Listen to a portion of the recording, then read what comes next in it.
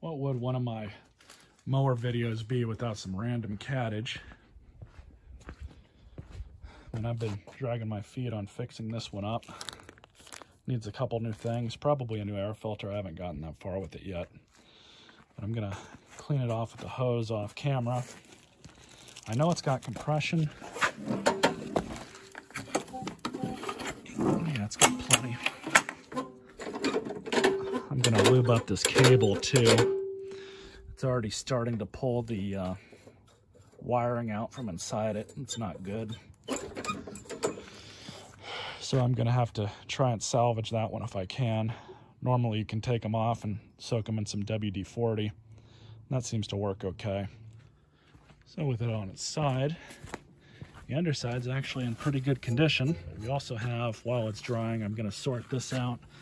This wheel is bent in that way. So I'm gonna have to take this wheel nut off and have a look at it. All right.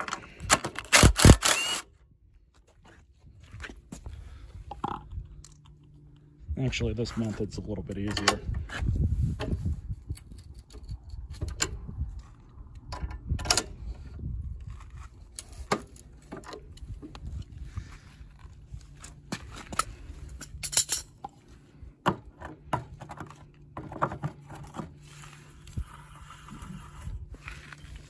Much better. Let's put it right side up and see how it works. Oh yeah, that's much better. The wheel's flat now. Flat on the ground, that is. So what I'm gonna do is spray some WD-40 in there to kind of take care of any of the moisture from the bath it just had. Then we'll start on the carburetor and gas tank. So when I get these particular lawnmowers in with these engines, I just go on the assumption that they're gonna need a new diaphragm and definitely a new primer bulb. This one you could probably get away with using for just a little longer, but actually it's starting to crack a little bit. So we'll change that out for sure. All right.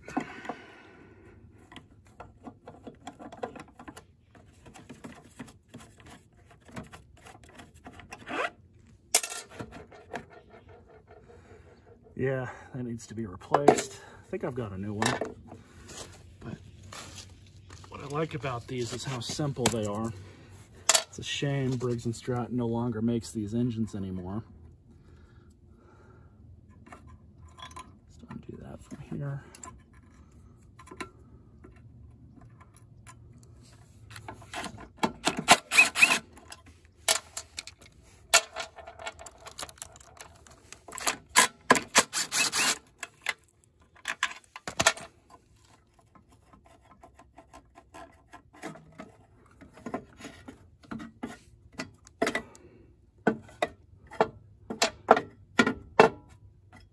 These you want to be careful taking them off because the plastic here likes to break. It's pretty common. I take that back. I drained it at some point. This was a Trashfind lawnmower, and like most things that I pick them up and I kind of don't really work on them immediately. So I'll kind of like mothball them. So then hopefully I won't, exacerbate any issues they may already have with old gas or whatever. Typically I'll leave the oil alone. That's not going to hurt anything.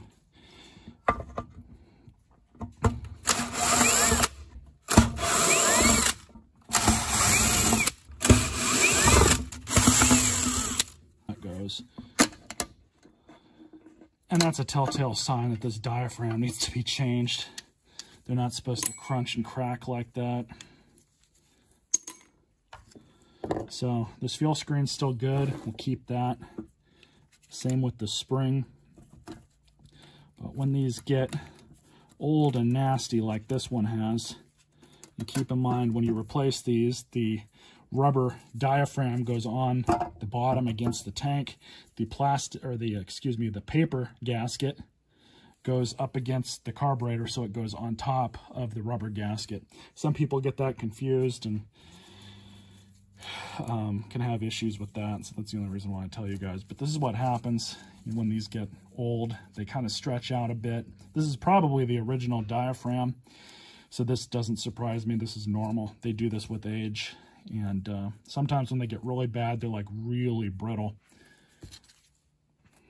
But you see that more on two-cycle weed eaters and leaf blowers and stuff like that than you do these. But they can still definitely get worn out like that.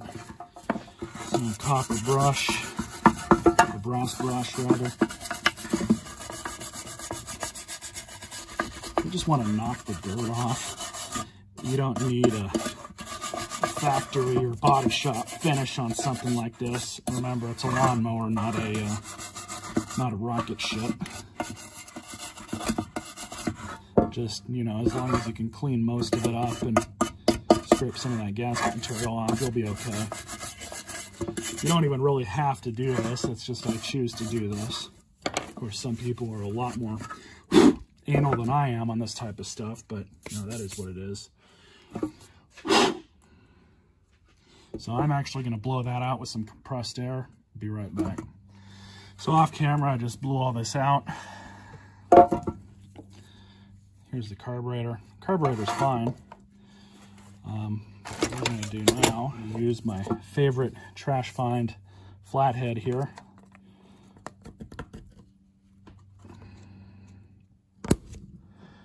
And you're going to break them in most cases if they're old and brittle. But you want to be careful not to break this. I'm very much aware of that as I'm pulling this off, because you need to do this on the other side too.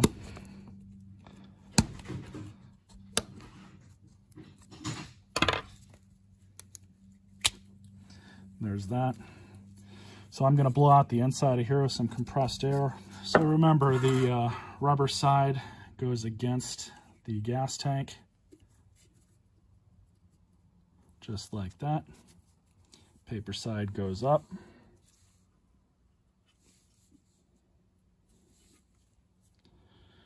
And then we'll grab the spring, which is going to go right back here. And then the screen goes right here. And you can inspect this. I've already looked at it. Nothing wrong with it. It's nice and clean. So we'll stick that on. There you go. And you always want to be careful to not let that spring fall off. It is kind of important. So I'm going to be watching it. Camera can't really see that too well. Spring is still on and in place. And then with these, it's really easy. What I do is I just get the screws, put them back in loose.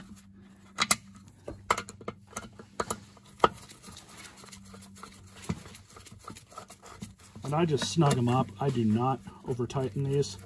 You don't need to over tighten them. If they loosen up a little bit when it's on the mower and it's been running for a while, you should check the torque on these anyways.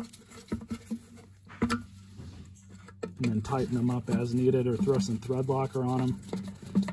You don't want to over tighten them because this, again, is a plastic carburetor, and you will run the risk of breaking the carburetor. So you also want to make sure that this O-ring is still in here. Sometimes this little cover right here can pop off or be left on the engine or whatever, and then the O-ring might fall off. You just want to make sure that that's there. It's kind of important. So now the easiest way to put one of these kinds of primer bulbs on is to get a 17mm socket. Just kind of slide it over and on. You'll see it's damn near the perfect size for this. And what I do, it's easy to do this when it's off the mower. You just want to line up.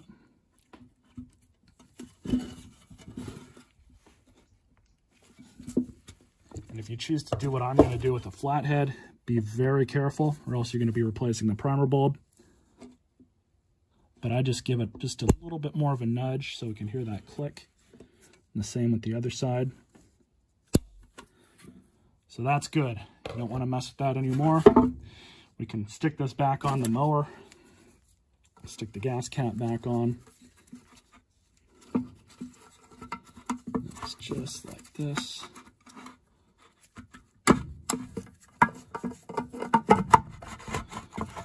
Now we'll stick this back on the machine and stick the governor arm back in first. This. You want to make sure that this thing is not impacted underneath that PCV line.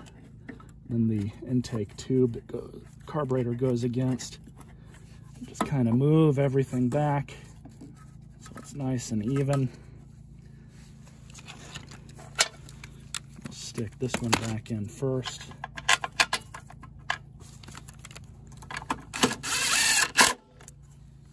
Again, not too tight. You can always tighten it up if you need to. I've seen people break these bolts off, or at least I found these mowers in the trash. And especially, you know, if you break one off in there, it can be kind of hard to get out. So you want to be really careful. Now with the idle spring, I'm just going to put that back on. And then remember the big end goes right like that. So now just to deal with the air filter. So I did just decide to replace the air filter. I had one on hand. The old one had just started crumbling on my fingers, at least where all that dirt was. That is the part number. You can pause that. So for these, it's really simple. You only need about a tablespoon of any kind of oil. And what I like to do is get just a little bit on my hand first, just like this. And then kind of just rub it all over the filter. You don't want to overfill these with oil. So then you stick your new air filter right in and in place. There's the hat. And these go like this. A lot of people, and it's really easy to do, is to swing them around like that. It's not going to hurt anything if you put it in wrong, but it does go in like this. So the point is facing the rear of the machine.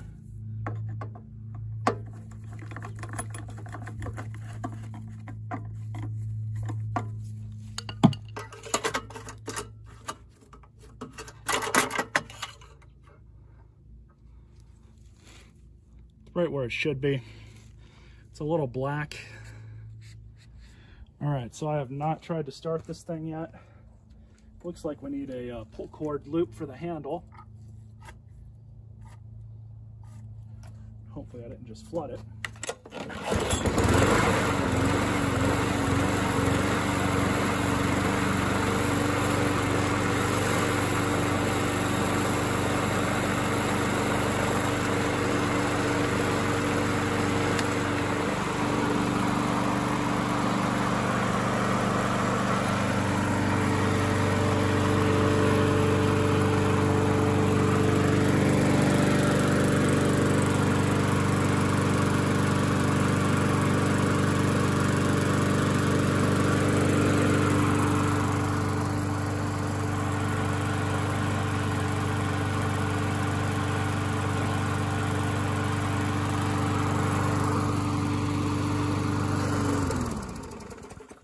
So what I need to do is spray this thing down a little bit more.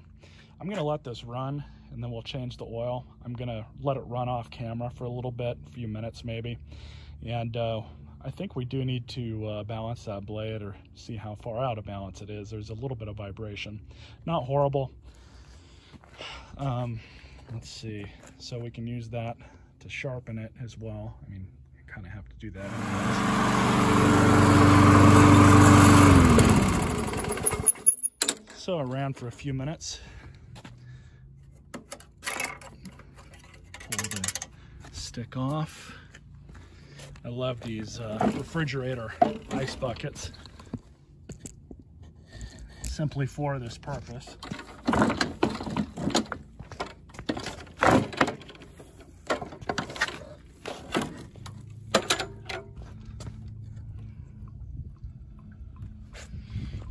And we'll just let it drain.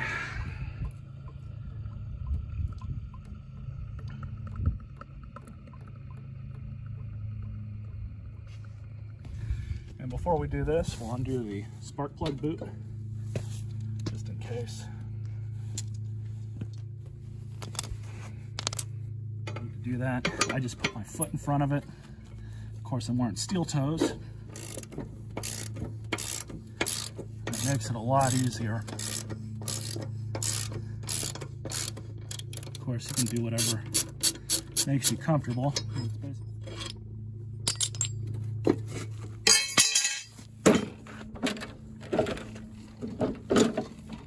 Tip her back right side up for the moment. It's all drained out. All right, so for these, I use this coat hanger that I put on here a while ago. And honestly, seems like it's pretty well imbalanced. Maybe take a little bit off of this side, but not much. We'll definitely polish it up some.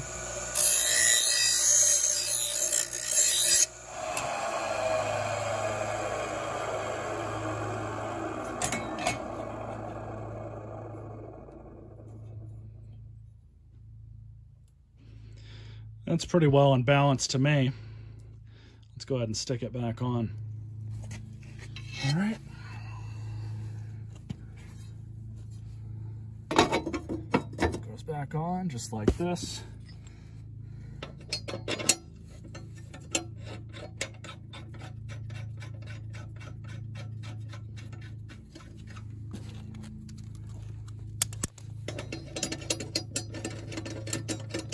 Tighten her nice and snug. There's a torque value that's supposed to be on this. And if you feel like torquing it up, go for it. So these machines take about 20 ounces of oil or so. And 10W30 or straight SAE 30 is perfectly fine. I'm using 10W30 Chevron. But you can use just about whatever oil you want in that weight. And it's right where it should be. A little bit higher than it should be, but it's fine. Especially after we run it for a little bit. Let the oil circulate. Perfect.